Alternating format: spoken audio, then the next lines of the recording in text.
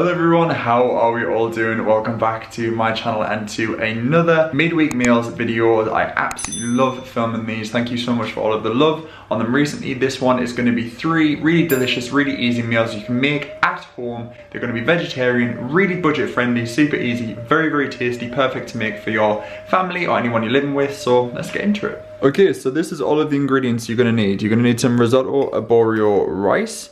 You're gonna need some frozen peas, some vegetarian parmesan, 2 vegetable stock cubes, a white onion, olive oil, salt, pepper, some mushrooms, asparagus tips, salt and pepper, and some dry white wine or white vermouth. And that is everything. Okay, so the first step you're going to want to do is add some olive oil to a saucepan or a frying pan and add in 1 of your chopped up white onions and just soften that down in the oil for around 10 minutes on a nice medium to low heat, and then add your vegetable stock cube to a pan of boiling water. So by this time your onions should have softened down. You don't want to caramelize them, and what I do is then grate in 1 large garlic clove. You can chop it up by all means. I just grate it in just because it's just quicker. And then while that's all softening down, I just chop up the chestnut mushrooms. I chop them up quite large so they're quite chunky. Then I add in the risotto arborio rice into the pan. I cook this off for around 1 minute until it kind of like starts to release the starch. It should really stick to the bottom of the pan, and then you add in your white wine to cook off the alcohol, so that kind of like deglazes the pan and it should be good to go. Then it's time to ladle in your vegetable stock. It's really important with the risotto that the vegetable stock is hot. This just keeps everything kind of like cooking away. And then you can add in all of your chopped chestnut mushrooms like this. Like I say, I kept them really chunky because when they cook down they do wilt a little bit. And just keep on stirring the mushrooms and the rice. And then I added in 1 cup of frozen peas and just stirred that through as well. And the trick is with the risotto is just keep it nice and slow and just keep on ladling in the stock. In the meantime, I put some asparagus tips onto a griddle pan, a really hot griddle pan, and drizzle them in olive oil. So as you can see, the risotto is coming along amazingly, so I just seasoned it with some pepper and some salt. Go light on the salt at this point because you're going to add in your parmesan, and obviously parmesan has a notorious flavour of being a little bit salty, so this acts as like a seasoning as well. So just grate some of that in until it goes beautifully creamy. The risotto will take around 20 minutes in total until it's cooked. Just taste it for seasoning and check if the rice is done. Serve that up in a bowl with the asparagus tips on top. I'm just trying to present them to make it look really fancy. Drizzle it with some olive oil, some fresh cracked black pepper, and then a fresh grating of some vegetarian parmesan, and then you're good to go. That is your asparagus, mushroom and pea risotto. Dead easy, really healthy, and so tasty to eat.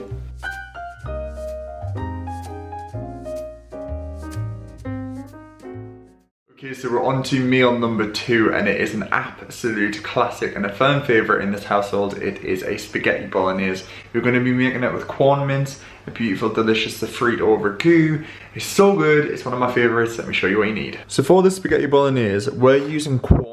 Obviously, if you do eat meat, you can use minced beef if you'd like, or ground pork, turkey mince, whatever you fancy. Quorn's really good because it's packed full of protein. I don't often have it that much because it doesn't really agree with me, but in small doses is absolutely fine. You're going to need some vegetable stock. Again, if you're using meat, you want beef stock. 1 large clove of garlic, or you can do 2 medium-sized cloves, some bay leaves. You're also going to need an onion, some celery sticks, some carrots, some red wine, a can of chopped tomatoes. We're using spaghetti, but of course you can use linguine, or you can use tagliatelle if you prefer. And then to finish, some fresh basil and some parmesan. Well, vegetarian parmesan. That's everything. Okay, so you're first going to want to start by chopping up 1 white onion, peeling off the skin, and I keep the root of the onion on, slice it lengthways and then widthways like this, and then just chop it up. It's a really quick way to dice your onions, and it just makes everything so much quicker when you're prepping your dinners. So yeah, just run your knife through that as well. You want the onion to be quite small, and then do the same with the leeks, so just top and tail the leeks. Then do the same with the celery, so just top and tail the celery, slice it lengthways, and then dice that up as well. You want your onion and celery and also your carrots to be roughly the same size, so when they sweat down in the pan, they kind of all are the same like texture. So yeah, I'm just peeling the carrots, give them a quick wash, topped and tailed them as well, and did the same, halved and halved them again lengthways, and then just dice them up. As you can see, the carrots are chopped up nicely as well. Now it's time to add all that into the pan. So once that's all into a pan, I added some olive oil and I just sweated that down. I also did add a knob of butter. You don't have to do this, don't worry if you want to leave that out, but the butter kind of helps it make it nice and rich. Then I added in 1 bag of the Quorn mince. I did that around 4 minutes once the carrot, celery and onion had softened down, and then I just browned off the Quorn mince. Again, if you're using real mince, you want to cook that for a little longer. Then I added in 1 whole minced garlic clove and just stirred all that together as well. Then 1 glass of the gorgeous red wine and just cooked off the alcohol of that, and then just stirred all that together. This kind of gives it a lovely red colour. And then I added in the vegetable stock as well and just stirred all that together. Then I added in 2 bay leaves and 1 can of chopped tomatoes and then just stirred all that together as well. The idea with the spaghetti bolognese ragu is that you just kind of want to leave it cooking for low and slow for as long as you possibly can.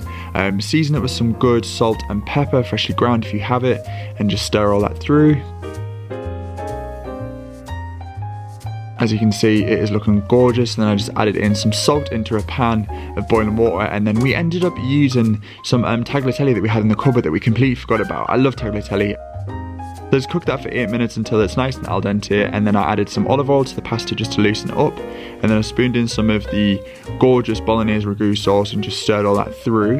And then I served that up in pasta bowls. As you can see, it is looking so good, so glossy and just really rich, and plenty of that ragu sauce in there. And then I also topped it with extra sauce because I love a bolognese, so yeah, really good. And then just finished it off with the fresh grated and vegetarian parmesan, and then popped on the basil leaves. And that is your spaghetti bolognese ragu, nice and easy and so tasty.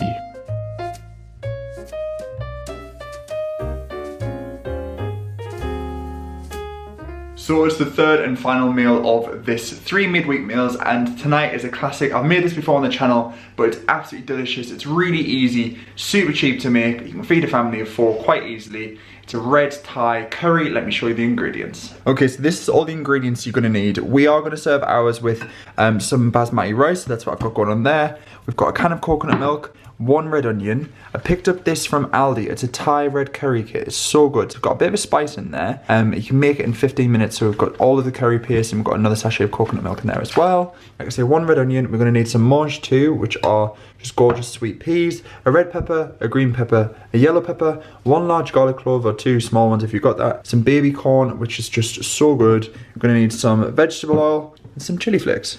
And that is everything.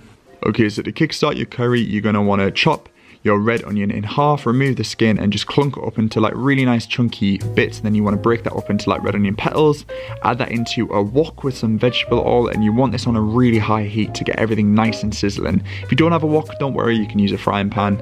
So while the onions soften down, you want to chop up your peppers. You've got a red, yellow and a green pepper, so you just want to top the peppers off, and then obviously get rid of the seeds, and then just chop up the flesh. Obviously use as much of the pepper as you possibly can to help reduce waste, so use the top as well. Roughly chop all that up into nice big chunks and add that into the wok, making sure that you're moving it constantly so it doesn't stick. We've got some gorgeous colours going on in the woks, and then I add some chili flakes. You can add as much as little chili as you'd like, and then I just grated in 1 clove of garlic.